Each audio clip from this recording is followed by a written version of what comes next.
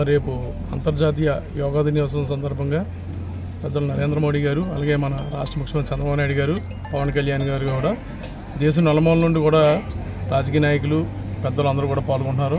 మరి యోగా కార్యక్రమానికి మన రాష్ట్రం నుండి మన జిల్లాలో ఎంతో ప్రాముఖ్యత మనకు ఉంది కాబట్టి మనందరం కూడా మన మండలం నుండి ఆతవరం మండలం నుండి 12 బస్సులు వేశారు. ఈ 12 బస్సుల్ని కూడా చాలా జాగ్రత్తగా తీసుకెళ్ళి మేము యోగా కార్యక్రమంలో పాల్గొనేలా చేసి ఈ యోగా కార్యక్రమాన్ని మేము విజయవంతం చేస్తామని స్పీకర్ గారు ఆదేశాల మేరకు మేమందరం కూడా యోగా కార్యక్రమంలో పాల్గొనడానికి అందరూ నమస్కారం.